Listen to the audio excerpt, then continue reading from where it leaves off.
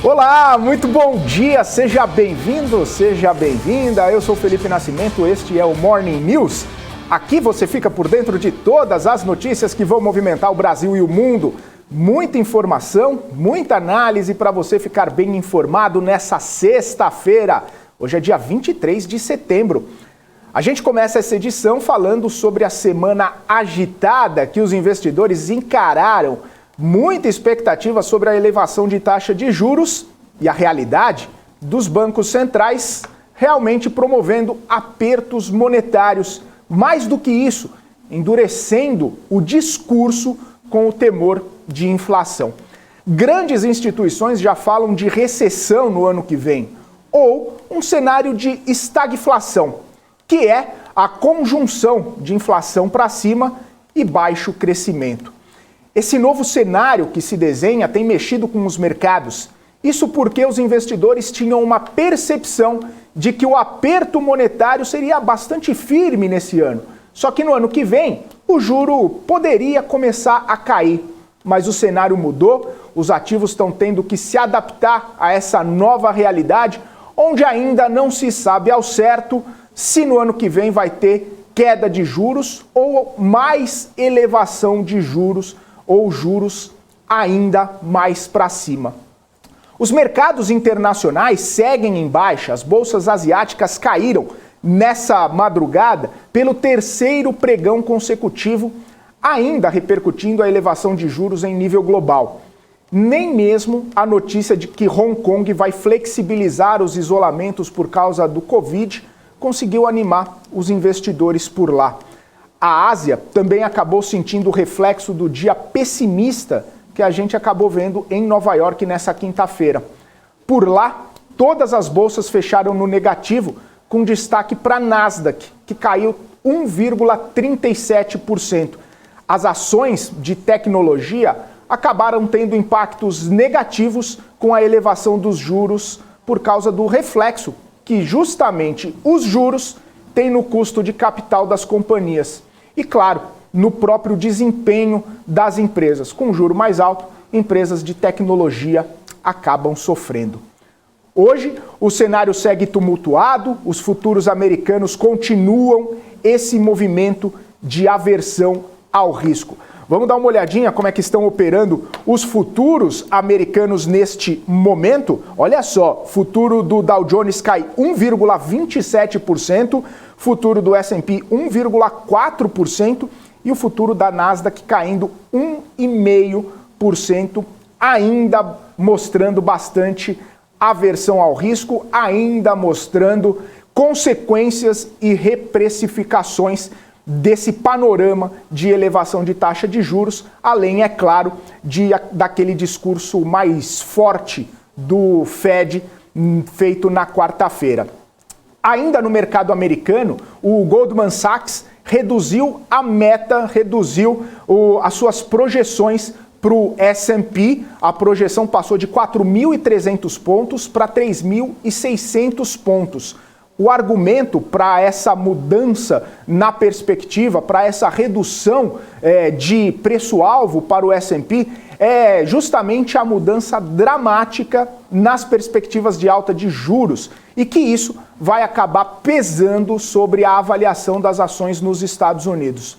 Hoje o S&P trabalha num nível perto de 3.700 pontos, muito próximo ali do preço-alvo colocado pelo Goldman Sachs, que é justamente os 3.600 pontos. Só para a gente ter uma noção, essa revisão de perspectiva do Goldman Sachs tirou 16% do alvo do S&P, né, de 4.300 para 3.600, 16%.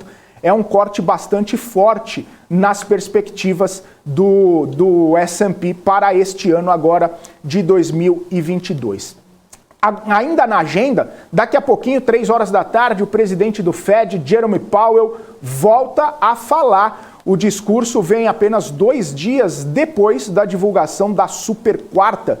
O mercado não espera que Jerome Powell vá fazer grandes mudanças no seu posicionamento, que foi bastante duro na quarta-feira. Provavelmente ele vai repetir os mesmos pontos que foram colocados na quarta-feira, toda aquela questão referente à possibilidade de ainda elevação de juros, a questão que vai apertar, né, vai contrair a economia para tentar segurar a inflação, para tentar trazer a inflação para a meta. Então, possivelmente, as palavras de Powell vão continuar as mesmas, não só da quarta-feira, mas desde o que ele já vinha falando lá em Jackson Hole, né? Jerome Powell foi dando sinais, foi dando as pistas, né, de que vai manter esse discurso duro justamente para tentar trazer a inflação para a meta, que é justamente o objetivo final da política monetária do Federal Reserve. Ele quer trazer a inflação para a meta, nem que isso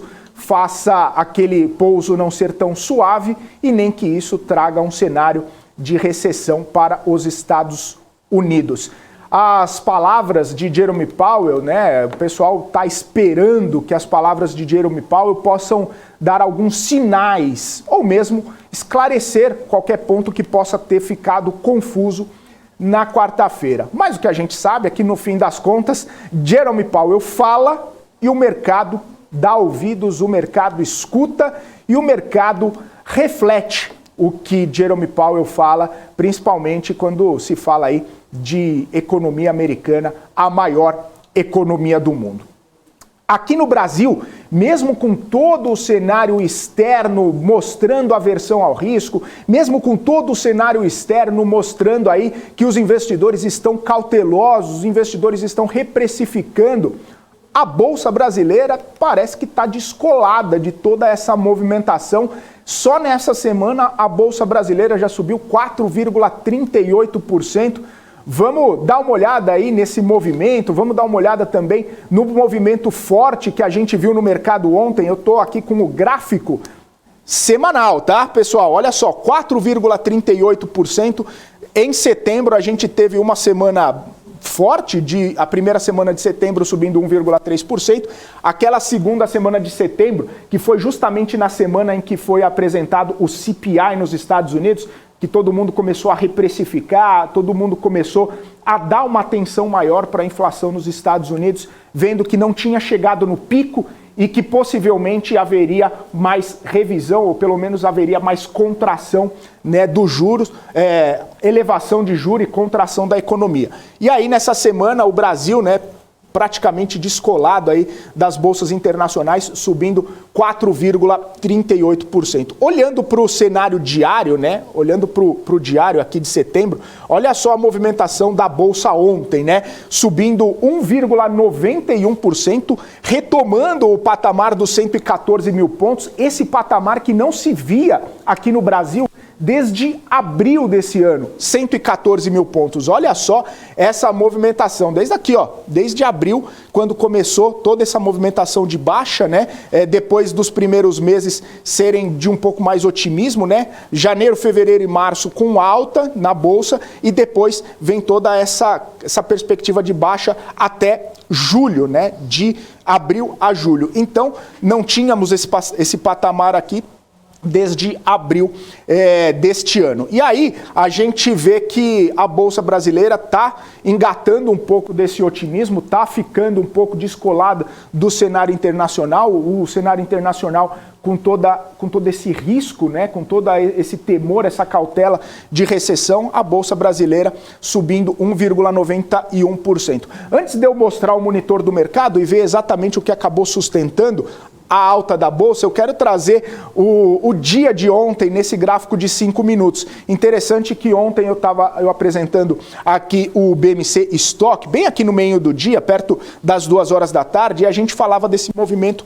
lateral e até mesmo um pouco de queda, que tinha aberto a Bolsa em alta e aí estava num movimento um pouco mais para baixo e até mesmo um pouco lateralizado aqui.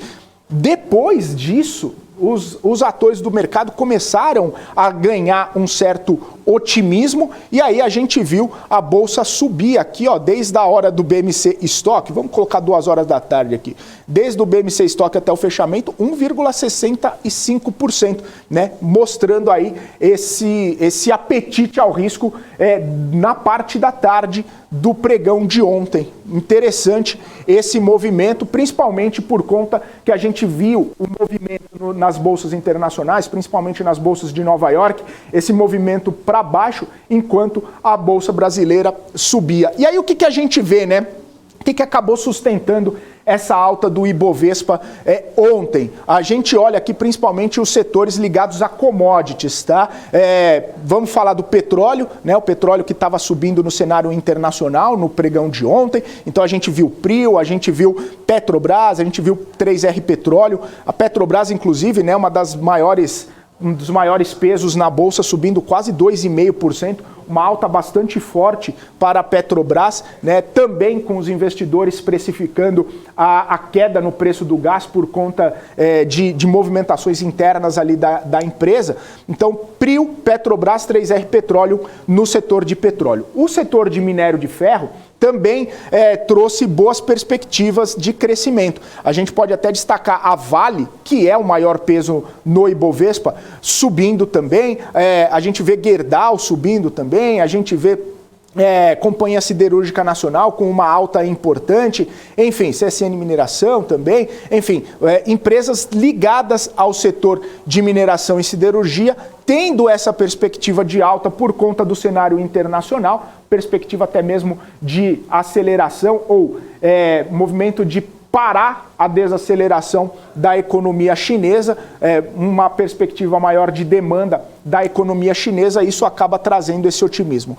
Além disso, né, os 3 setores, né, na verdade, minério de ferro, petróleo e setor financeiro, setor bancário, os 3 setores que fortemente sustentam as altas ou sustentam o índice Ibovespa. E aí a gente destaca o setor financeiro, a gente vê que o Santander subiu, Itaú subiu, Bradesco subiu, tudo sustentando também essa alta de 1,91% na Bolsa ontem. E isso acabou trazendo, né, esse otimismo, trazendo esse maior apetite ao risco aqui para as ações brasileiras. E só para a gente finalizar, né, a parte negativa, vou destacar aqui só IRB, que acabou trazendo seus resultados ontem, o resultado de julho, mostrando ainda prejuízo de mais de 50 milhões de reais no mês de julho, em dados enviados para a SUSEP. Foi um prejuízo menor do que o registrado em 2021, mas mesmo assim prejuízo que colabora aí com um ambiente não muito benéfico para a operação do Instituto de Resseguro Brasil. Além disso, a gente vê Magazine Luiza e outras empresas ligadas ao setor de varejo, principalmente por conta aí dessa manutenção de juros e as pessoas ainda, né, os investidores ainda de olho nas consequências dos juros e o que isso pode trazer para o setor de varejo. Além disso, claro, né, o varejo, por ter subido bastante nas últimas semanas, inclusive no último mês de agosto, subiu muito forte, né, com essa expectativa de crescimento da economia brasileira, talvez também possa ser um movimento aí mais de rotação. Vende varejo para comprar setores mais descontados. E quando eu falo de setores mais descontados, eu não posso deixar de falar de educação, né, que foi a maior alta de ontem, Cogna e Dux. Cogna subindo 8,76%. Ainda em todo aquele processo de otimismo com a economia brasileira, ainda nesse processo de melhora no ambiente econômico do Brasil, baseando aí a alta da Bolsa Brasileira ontem. Muito bacana essa movimentação que a gente viu na Bolsa Brasileira ontem. Ainda nesse cenário nacional, né, a gente fala sobre destaques econômicos, porque o Ministério da Economia melhorou a projeção para o resultado fiscal do governo em 2022, na sua última revisão oficial antes dos números, antes das eleições.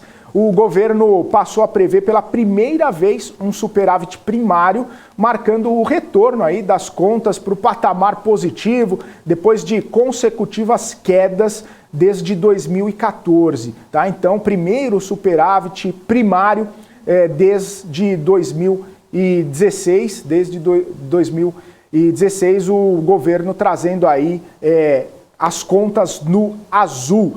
Por outro lado, a equipe econômica anunciou um bloqueio adicional de 2 bilhões e 600 milhões de reais nas verbas dos ministérios para conseguir respeitar o teto de gastos. Ainda não se sabe de onde vai sair o corte de orçamento, ainda não se sabe de onde vai sair esse dinheiro para cobrir as despesas, porém a gente sabe que vai sair do orçamento de alguns ministérios. Bom, falamos do cenário nacional, agora a gente vai para o cenário internacional, falando de Europa, né? Hoje é um dia importante lá na Europa, porque foi a divulgação dos PMIs. E aí na Alemanha, PMI composto caiu de 46,9 para 45,9, é o menor nível aí em 28 meses, mais de 2 anos. PMI de serviços também recuou para 45,4, o PMI industrial caiu para 48,3 pontos. Isso foi na Alemanha. No Reino Unido, PMI composto também caiu. Saiu de 49,6 para 48,4 pontos, o menor nível em 20 meses. PMI de serviço também ficou abaixo de 50 pontos. PMI industrial acabou subindo um pouco, de 47 para 48 pontos, mas mesmo assim também abaixo dessa zona de 50 pontos.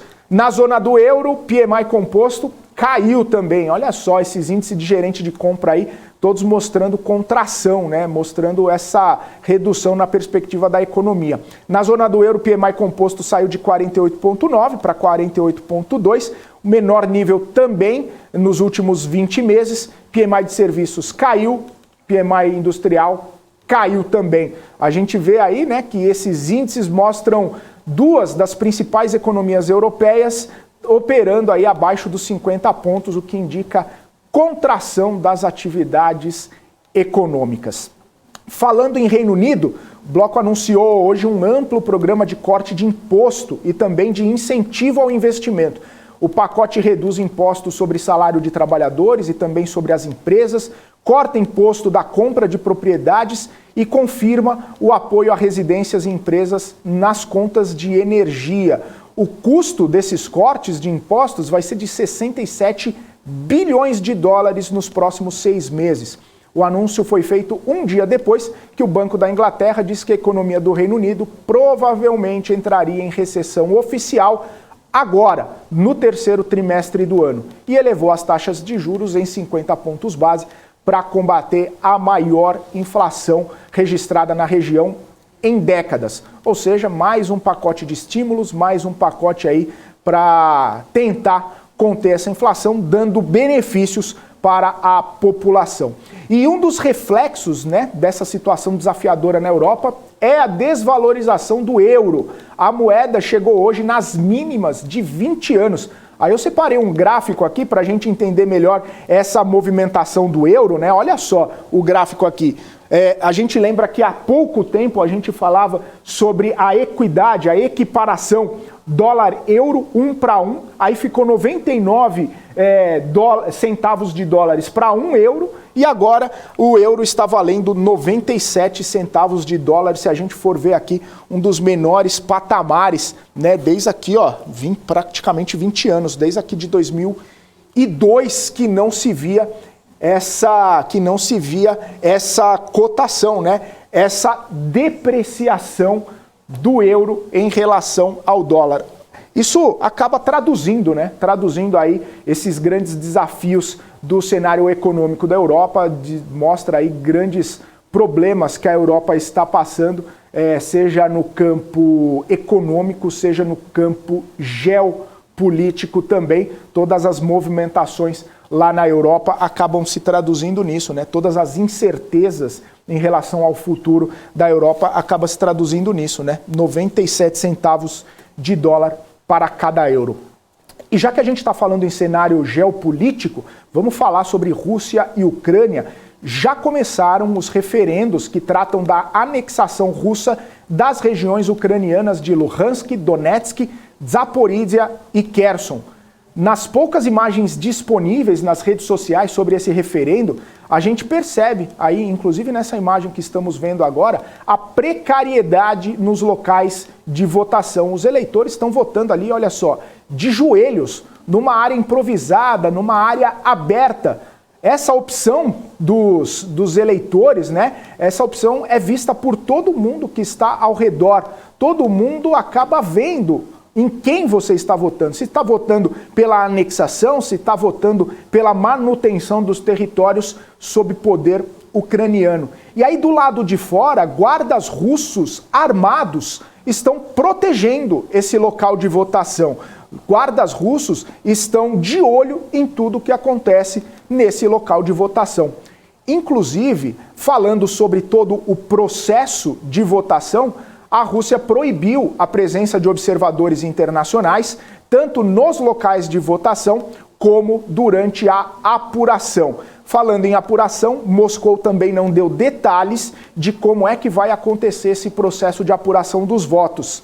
De acordo com a mídia estatal da Rússia, quase 90% dos eleitores de Zaporísia e Kherson são favoráveis à anexação à Rússia, ou seja, eles querem que os territórios de Zaporísia e de Kherson sejam agora territórios sob domínio da Rússia. E a gente lembra, né, que diferentemente de que acontece em Luhansk e Donetsk, que já eram locais ali conhecidos como repúblicas separatistas, repúblicas que tinham essa intenção de se separar da Ucrânia e serem territórios independentes, nesses locais, Zaporísia e Kherson, não existia nenhum movimento separatista antes da invasão da Rússia. E aí, posteriormente, com a invasão da Rússia, esses locais todos aí estão agora sob referendo. Ainda não se sabe também quando que esse referendo vai ser encerrado. O que se sabe é que já começaram as votações,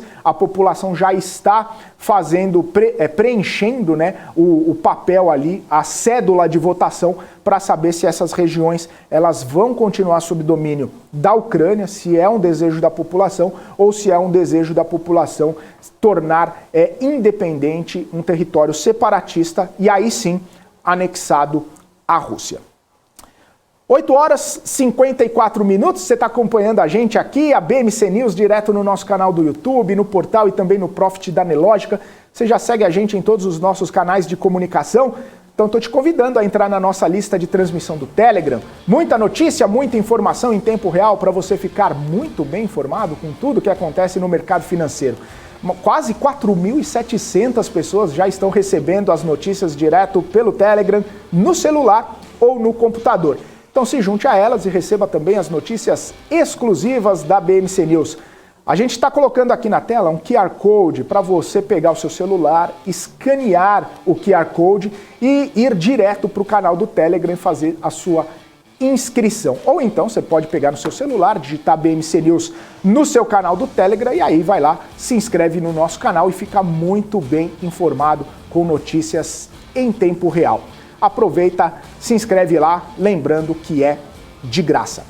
A gente vai agora para um rápido intervalo, daqui a pouquinho a gente está de volta com mais notícias do mercado financeiro e a gente vai bater um papo com a Jenny Lee, que é estrategista de ações da XP. Vamos falar um pouquinho sobre mercado, vamos falar um pouquinho de ações com ela daqui a pouquinho, logo depois do nosso intervalo comercial. Fique com a gente.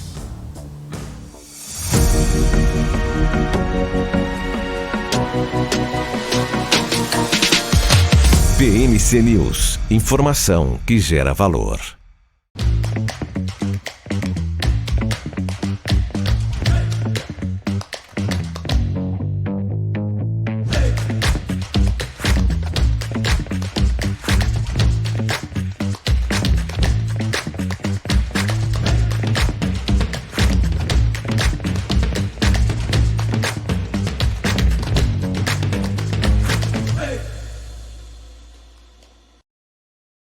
As empresas que fazem parte do seu dia a dia estão em uma das maiores bolsas do mundo, a Nasdaq.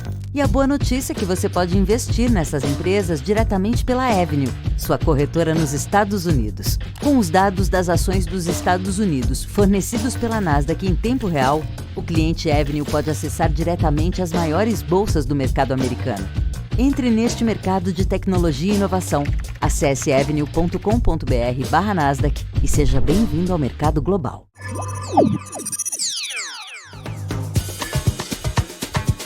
Já imaginou ter acesso 24 horas, de domingo a sexta, aos principais mercados globais? Para você poder negociar com a segurança e com a qualidade de um broker internacional com mais de 20 anos de expertise?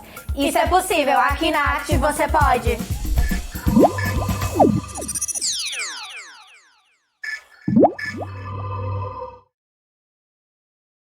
Você está cansado da mesmice? Negociando em plataformas com ferramentas desatualizadas? Falta variedade e funcionalidade? Aproveite nossa grande seleção de ferramentas de trade. Baixas taxas de negociação, suporte em português 24 horas por dia, com mais de 200 criptomoedas disponíveis para trade e a facilidade de depósitos com Pix. Aproveite o futuro agora. Bybit. Abra sua conta hoje mesmo. Bybit.com. Estamos de volta no Morning News, ao vivo aqui para vocês, 8 horas e 57 minutos, trazendo os principais destaques, as principais notícias no comecinho dessa sexta-feira, para você fazer ótimos negócios ao longo do seu dia. E eu quero chamar aqui para a nossa conversa a Jenny Lee, estrategista de ações da XP, está aqui conosco nessa manhã de sexta-feira. Muito bom dia, Jenny Lee, seja bem-vinda mais uma vez aqui ao nosso canal. Bom dia. Bom dia a todo mundo, espero que estejam todos bem e preparados para esse dia que talvez seja um dia bastante volátil nos mercados, né, antes de terminar a semana. Pois é, a gente fazendo o retrospecto da semana, né, Jenny, sobre o que aconteceu lá fora, o que aconteceu no Brasil, muita expectativa por conta da super quarta e depois o day after, né, as coisas que foram acontecendo logo após da divulgação tanto do Fed quanto do Copom. E aí um movimento interessante é que as bolsas internacionais caíram no pregão de ontem e a gente, diferentemente, acabou subindo e subindo forte, principalmente na parte da tarde. A pergunta que fica é, o Brasil está descolado, estão deixando a gente sonhar com um Brasil, com uma bolsa brasileira mais para cima, com renovando máximas aí, a gente consegue ter uma perspectiva boa para o nosso índice aqui? De fato, assim, né? Aqui na XP a gente está com uma visão até um pouco mais animada com o Brasil, quando a gente olha no relativo do mundo, porque o cenário macro está complexo, né? Não apenas ontem, mas se você olha no acumulado do ano, o Ibovespa sobe uns 8% em reais, 20% em dólares, enquanto o S&P 500 está caindo uns 20%. Né? O que está acontecendo? A gente tem brincado bastante que o Brasil virou o TINA do mundo. O que é o TINA? É uma expressão que foi muito usada ao longo da última década, significa There is no alternative. Em um mundo de mercado desenvolvido em que os juros estavam a zero e os investidores globais não tinham outras opções, né, para conseguir retornos atrativos a não ser investindo em ativos de risco.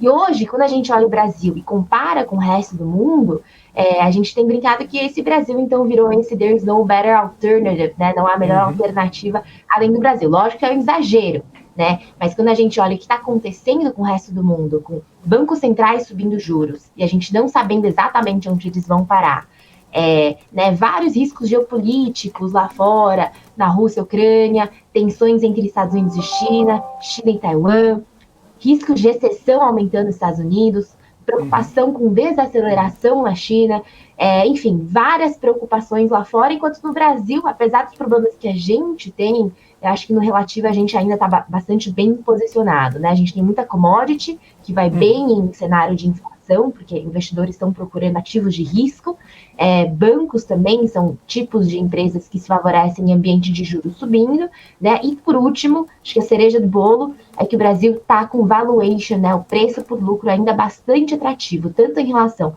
à nossa própria média histórica, mas também em relação a outros índices globais, as principais bolsas do mundo. Então, no relativo, a gente olha com bastante animação, a gente gosta, e a gente vê que ele está bem posicionado aí para terminar o ano relativamente bem comparado com o resto do ano. Lógico que a gente tem aí algumas volatilidades domésticas e políticas nas próximas semanas, mas quando a gente olha para os fundamentos, a gente está bem. Ô Jenny, então basicamente o que eu consegui entender, né, dessa sua explicação é que assim, o cenário macro acaba impactando todo mundo, né, impacta Estados Unidos, Europa, China, Rússia, Ucrânia, enfim, todos os países, todos os mercados estão sendo impactados pela questão política e econômica global. Então, se o cenário macro impacta todo mundo, o cenário micro aqui no Brasil, ou pelo menos, como você falou, o valuation, como pelo menos você falou, o cenário econômico aqui no Brasil, tá ok, tá bacana. Então, isso acaba fazendo com que o Brasil seja esse mercado um pouco mais seguro, ou pelo menos um pouco mais atrativo. Então, já que o global, o macro acaba impactando todo mundo, o micro do Brasil está trazendo um certo otimismo para os investidores.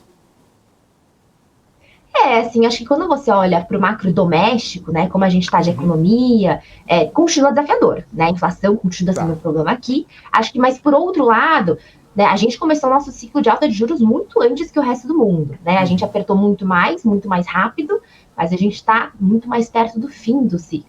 Né, apesar do Banco Central ter falado que eles podem retomar, a gente está muito mais perto do fim, enquanto lá fora a gente não sabe muito bem quando o Fed vai parar, quando o ECB vai parar.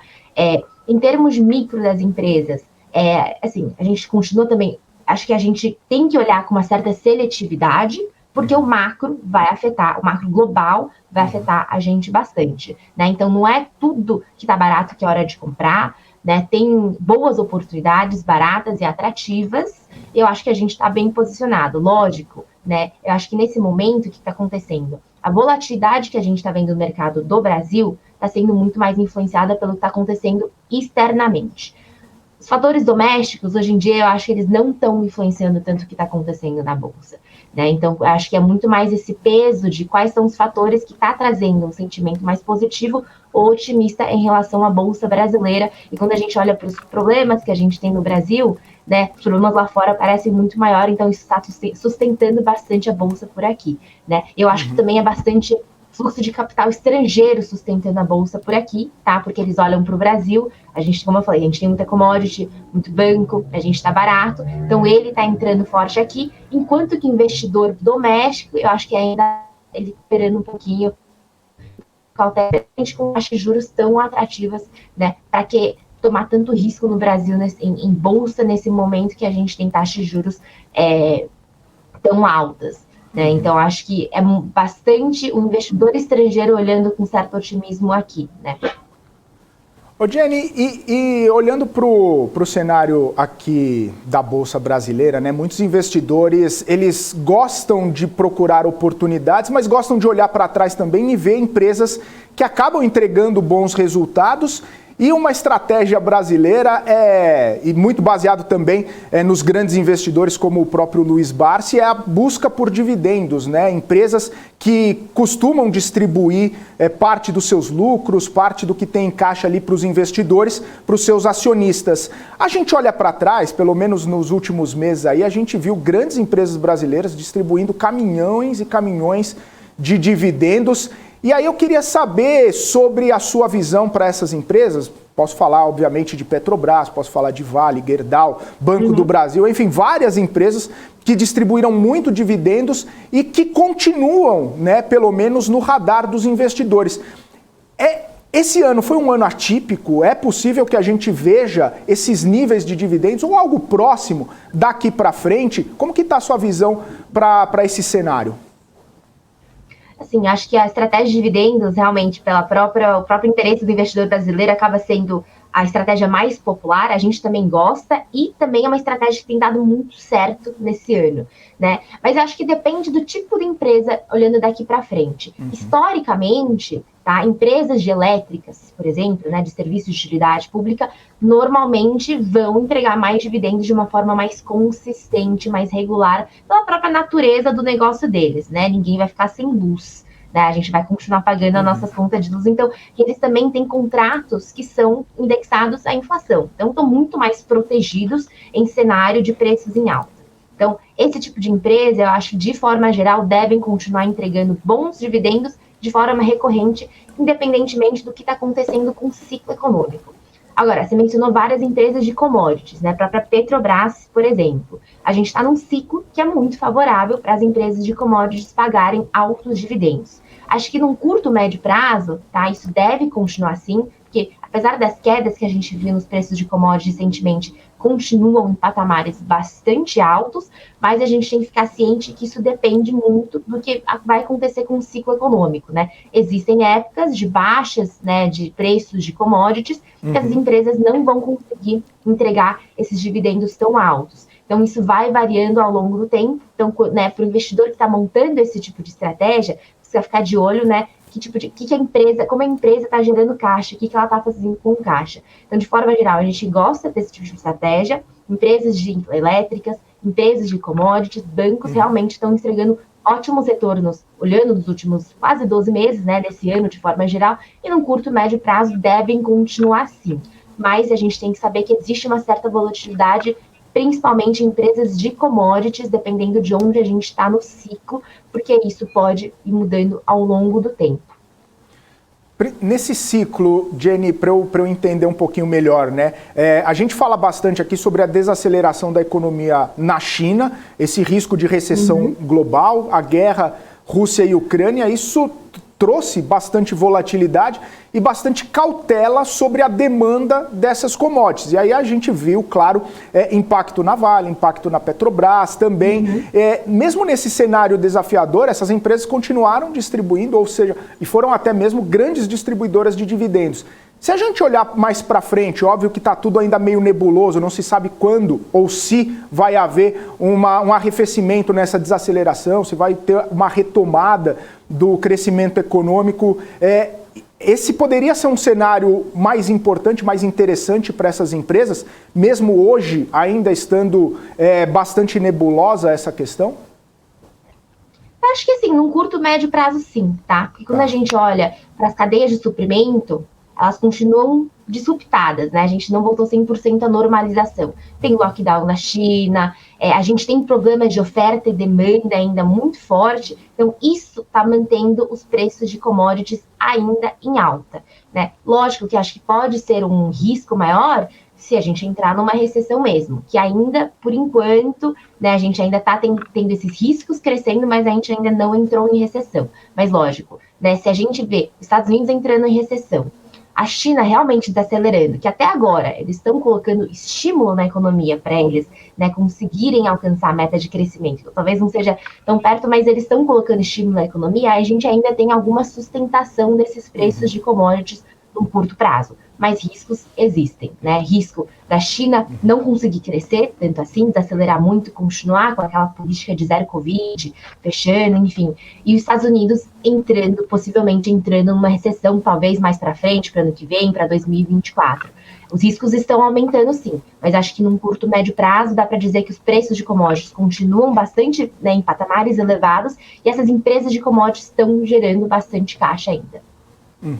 Então, entre commodities e elétricas, a elétrica acaba tendo mais previsibilidade, acaba tendo menos volatilidade, é isso? Se a gente for colocar para o investidor que quer ter um pouco mais de tranquilidade, sem ficar muito exposto a alta volatilidade, as elétricas são um setor um pouco mais tranquilo para buscar essas oportunidades. Mesmo que não tenha tanta movimentação de preço ou, de repente, uma assimetria muito grande para buscar crescimento da própria ação, né? Mas olhando setorialmente, a elétrica é mais tranquilo para o investidor. Isso, exato, assim, tanto em termos de dividendo, quanto em termos de variação do preço, tá? Historicamente, esse setor de elétricas, ele é o mais estável, ele tem menor volatilidade do que os outros setores, então ele vai entregar resultados mais consistentes, vai entregar dividendo de uma forma mais regular, mas acho que saiba que se o mercado ralear, né, o mercado subir muito, é um setor que ele não vai acompanhar tanto. Mas em momentos de muita incerteza, de volatilidade, é aquele setor que vai segurar e vai te proteger melhor dos riscos. Então, tem esses dois lados para se balancear para o investidor saber, né? Qual que é a tolerância de risco dele, se ele quer tomar um pouco mais de risco, participar de altas junto com a bolsa, mas sabendo que ele pode participar das baixas, né? Ou será que ele quer se manter mais estável, mas sabendo que ele pode perder um rally muito forte, se mantendo nessas estratégias que são mais defensivas.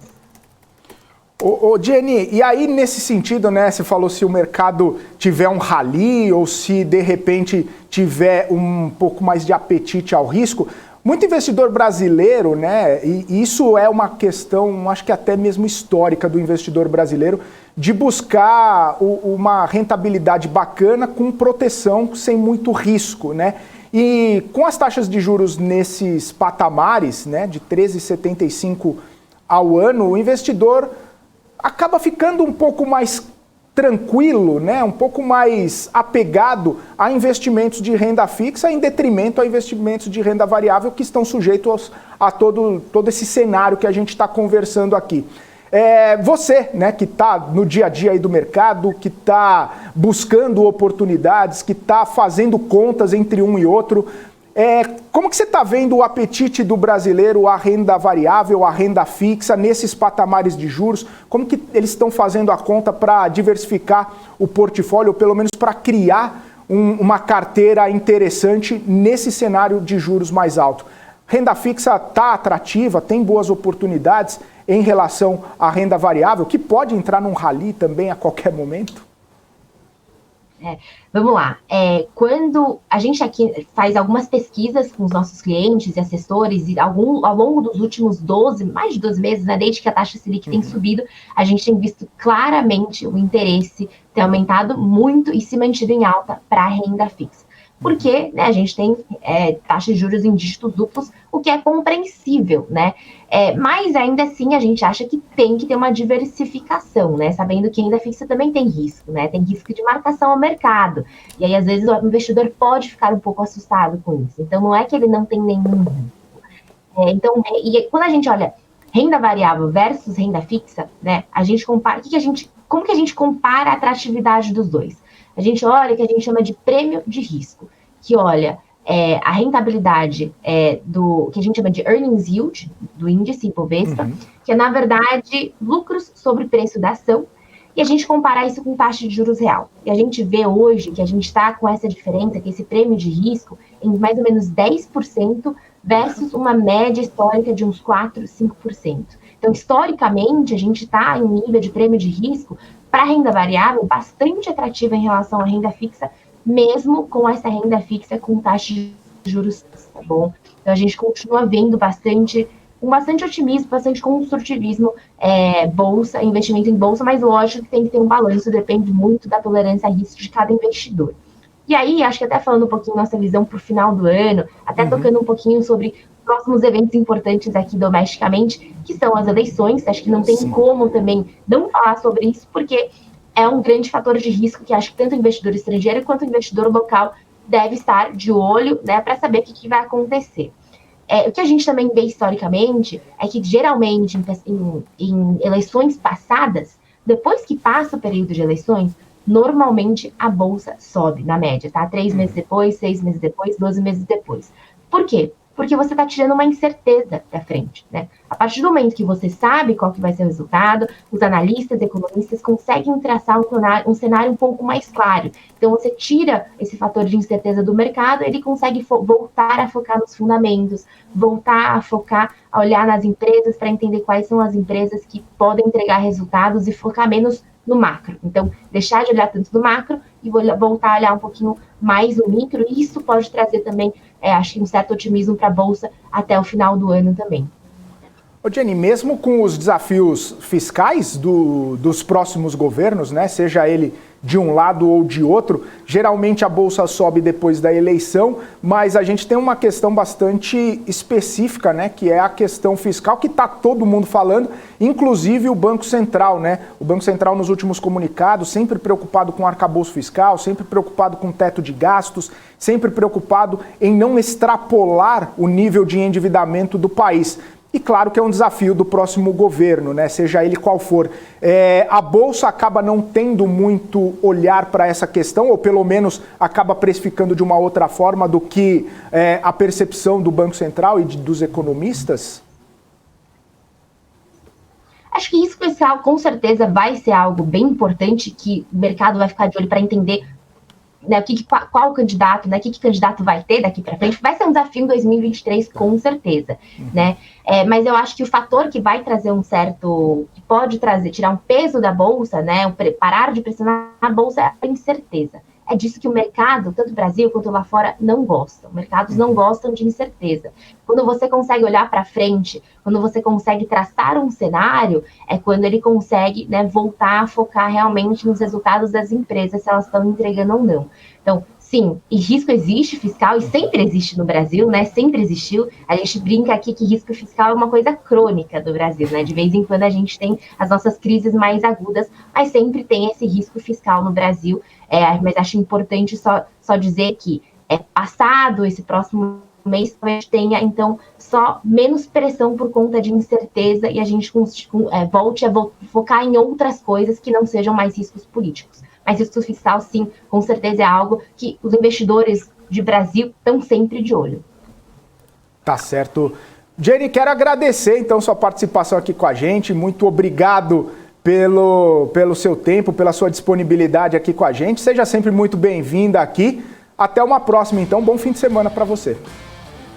Eu que agradeço. Bom final de semana, pessoal. Tchau, tchau.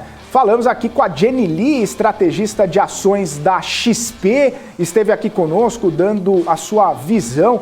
É uma visão bastante interessante, viu? Inclusive trazendo esse dado histórico que depois das eleições, depois de passado o período eleitoral, a Bolsa tem essa perspectiva de crescimento justamente por conta da saída, né, ou da retirada de todo o risco político. Claro, a gente sabe que a eleição esse ano está bastante polarizada, está bastante tumultuada, né? E riscos sempre acontecem, mas vamos ver se a Bolsa Brasileira vai engatar nesse rally aí logo no período pós-eleição.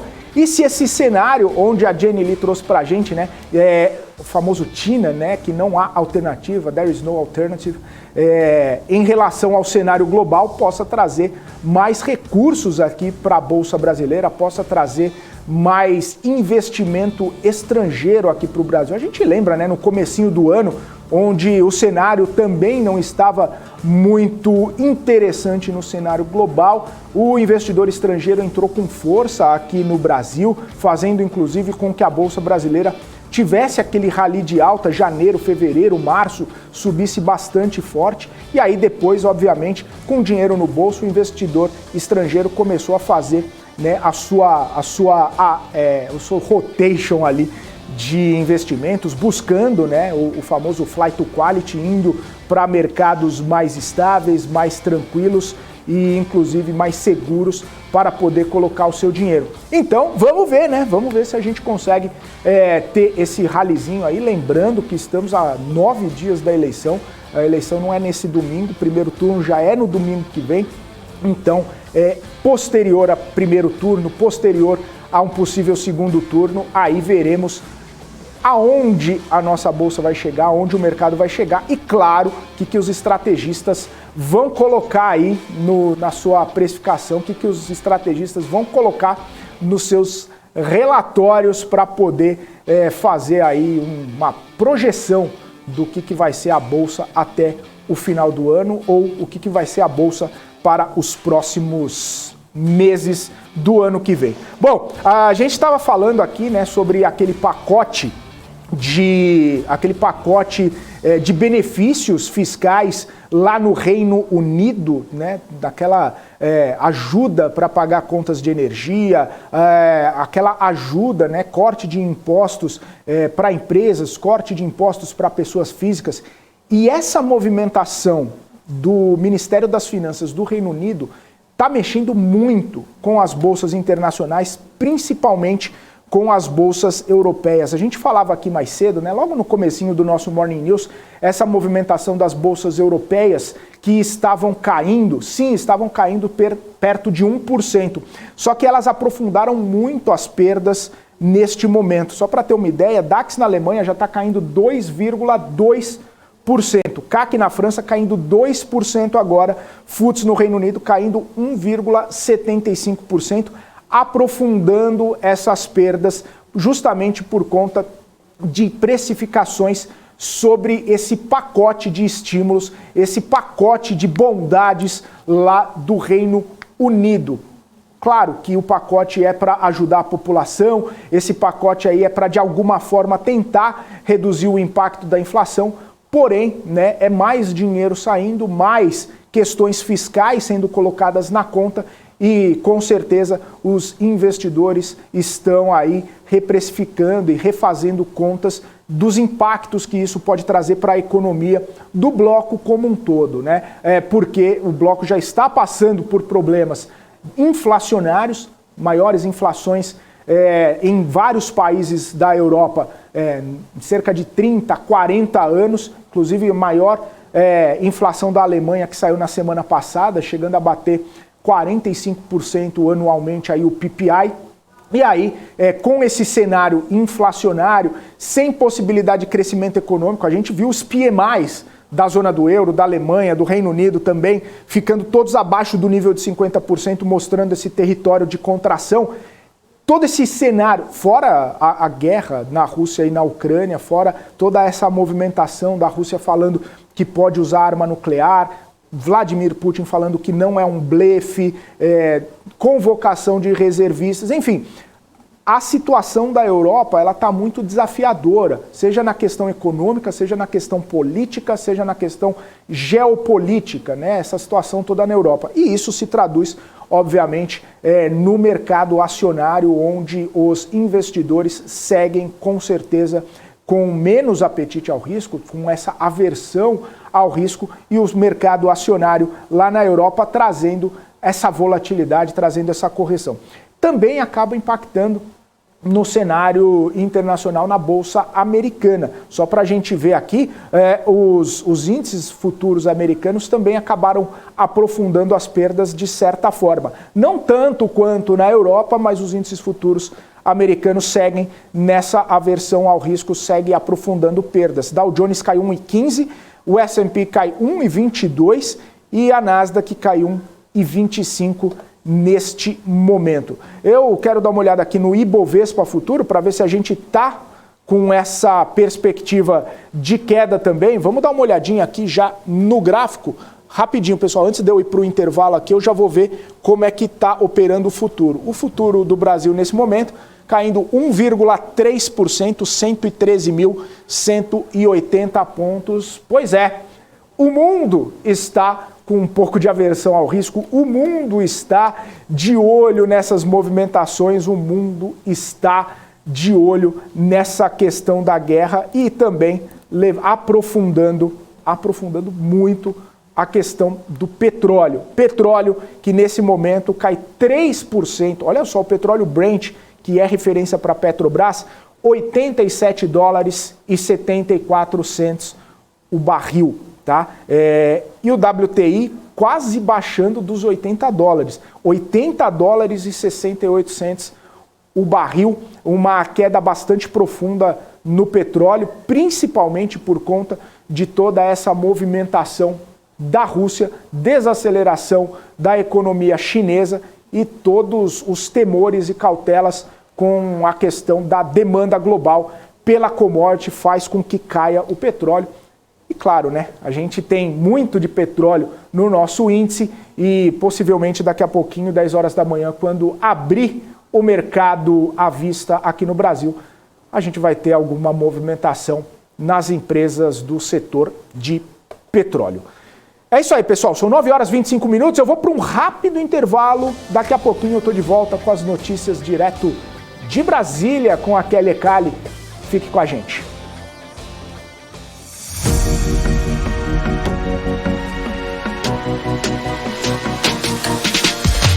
PMC News. Informação que gera valor.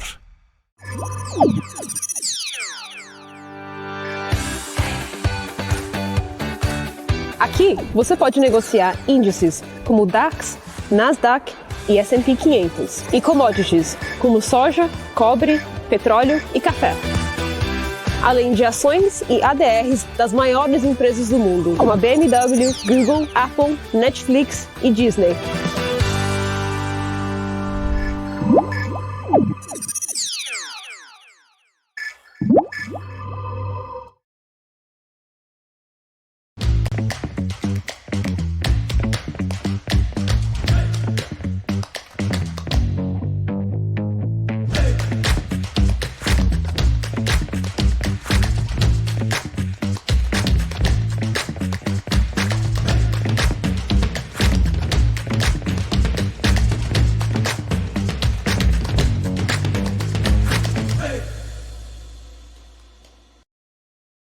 Você está cansado da mesmice? Negociando em plataformas com ferramentas desatualizadas?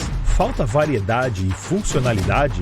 Aproveite nossa grande seleção de ferramentas de trade. Baixas taxas de negociação, suporte em português 24 horas por dia, com mais de 200 criptomoedas disponíveis para trade e a facilidade de depósitos com Pix. Aproveite o futuro agora.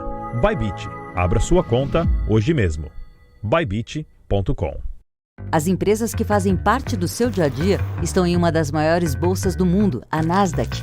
E a boa notícia é que você pode investir nessas empresas diretamente pela Avenue, sua corretora nos Estados Unidos. Com os dados das ações dos Estados Unidos fornecidos pela Nasdaq em tempo real, o cliente Avenue pode acessar diretamente as maiores bolsas do mercado americano.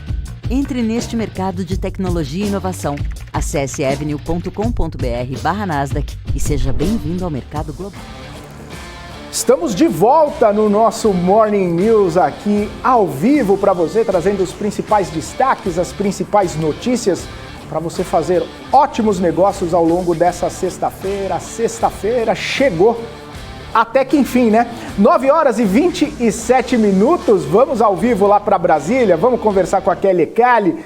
A Câmara está caminhando para mais uma semana sem atividade no plenário, como já era previsto, né, Kelly? Nenhuma novidade para ninguém. No Senado, já a expectativa é de que haja sessão na segunda-feira que vem. Ô Kelly, muito bom dia, seja bem-vinda aqui ao Morning News. Parece que está todo mundo de olho, só tem uma coisa que o pessoal quer saber aí, né?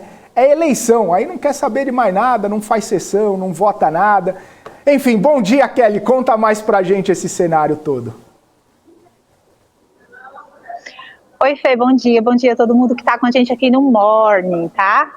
Eu nunca me senti tão dona do Salão Verde como eu estou me sentindo hoje, viu, Fê? Não só por ser, né, essa semana, por ser uma sexta-feira, mas por ser uma sexta-feira, né, que antecede aí a última semana ali, né, que dos dias antes também da eleição, né? Então, realmente não tem nenhum deputado aqui no comecinho ali do mês.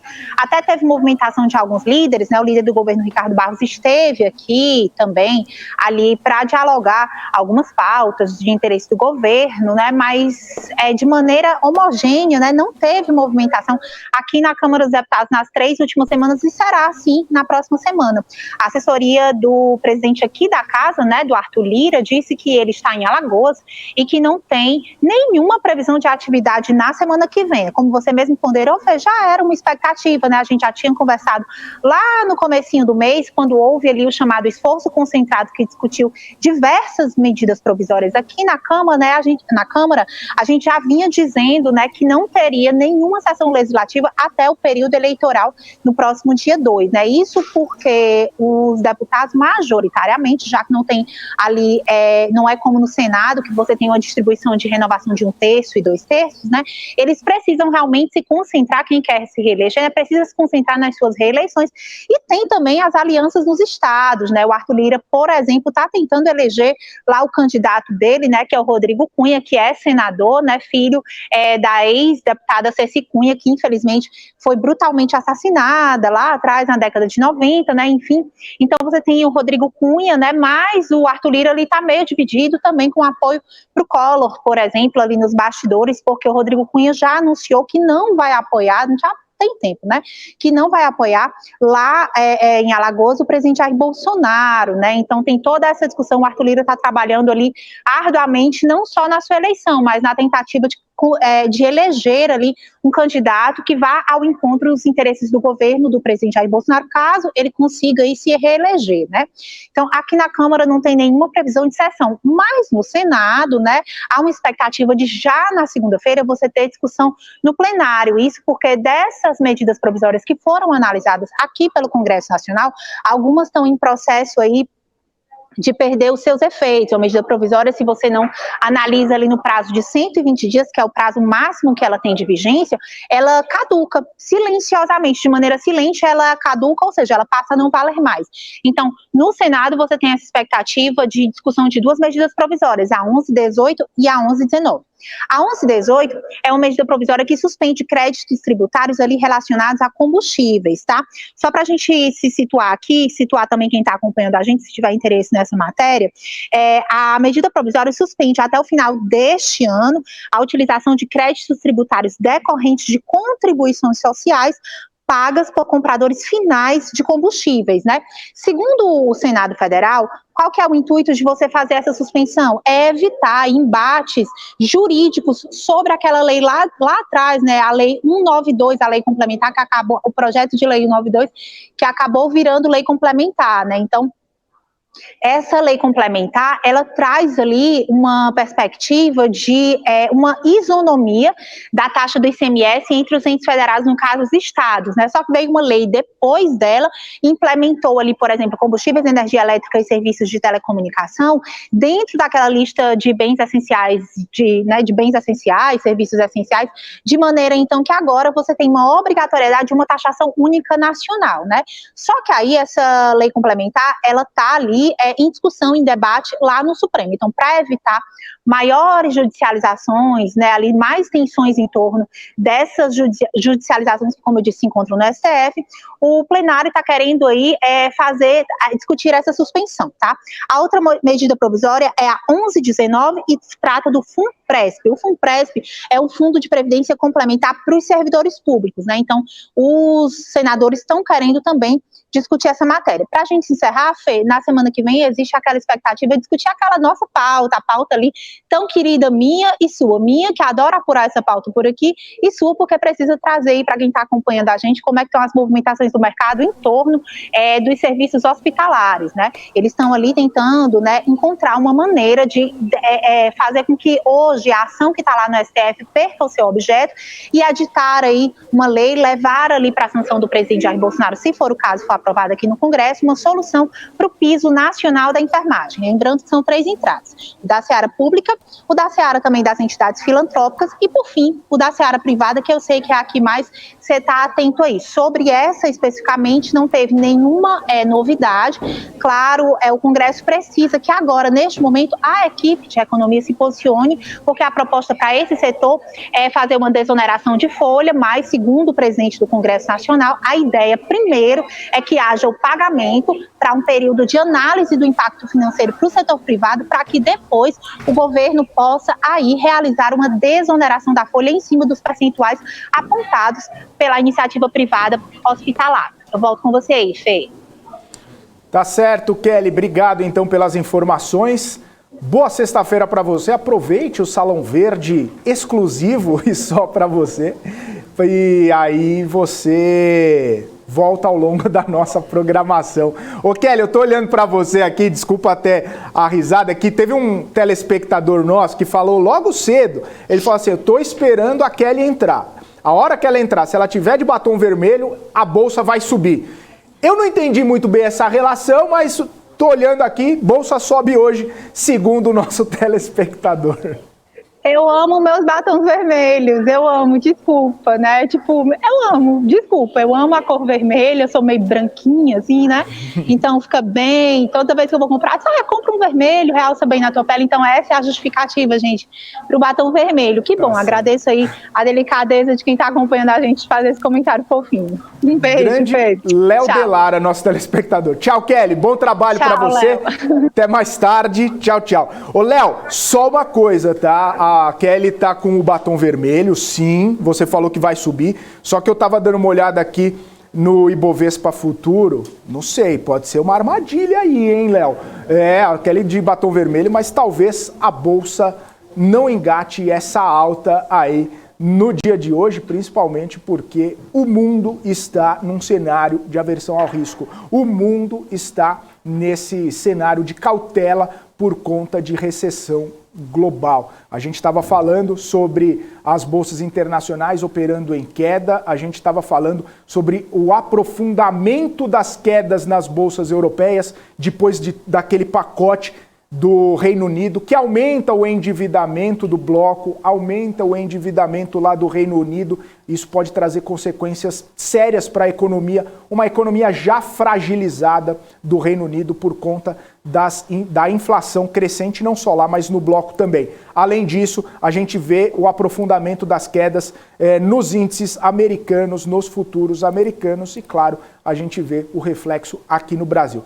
Diante de toda essa incerteza, diante de toda essa cautela em nível global, o dólar está subindo e está subindo bem, está subindo forte, 1,6% nesse momento, sendo negociado aí aos R$ 5,20. Lembrando que o fechamento de ontem, o dólar estava em R$ 5,11, naquele dia um pouco mais otimista, naquele dia um pouco mais tranquilo no day after do Copom. E não é só o dólar que está subindo, depois de cair ontem, olha só o que está subindo também aqui, ó. Juro futuro. O juro futuro aqui, a curva DI está subindo, olha só, 2022 sobe 0,43, mas a ponta longa da curva está subindo mais. 2028 subindo 1,52, na média, na verdade, porque tem os vencimentos, e 2031 subindo 1,4%, depois de uma semana onde os juros futuros acabaram tendo um arrefecimento. Lá no comecinho da semana, a gente lembra a movimentação para baixo do juro futuro por conta daquela sinalização de apoio do Meirelles ao ex-presidente Lula, o ex-presidente Lula que inclusive lidera as pesquisas de intenção de voto, e isso acabou trazendo um certo alívio para a curva, mas também toda aquela questão da precificação do Copom, a comunicação do Copom, a manutenção da taxa de juros ontem, na quinta-feira, acabou trazendo um alívio também para as curvas, que hoje já seguem aí em alta. A gente vê aqui a movimentação da curva, principalmente a ponta longa, né? Como a gente trouxe aqui. Bom, me estendi aqui, 9 horas 38 minutos. Deixa eu encerrar então o nosso Morning News. Eu gosto de conversar com vocês, eu adoro conversar com vocês aqui, nossos telespectadores, mas eu tenho que entregar para Paula Moraes, que já está chegando aqui para bater um papo com vocês, para trazer as principais notícias do mercado financeiro. A Paula Moraes, todo o time, com o BMC News, com os nossos convidados, nossos comentaristas, enfim. Eu vou ficando por aqui, então. Ótima sexta-feira, bons negócios a todos, ótimo fim de semana, apreciem com moderação, e segunda-feira eu estou de volta aqui no nosso Morning News a partir das 8h30 da manhã, logo depois da primeira hora do agro com a Ale Delara. Forte abraço, ótima sexta a todos, tchau, tchau.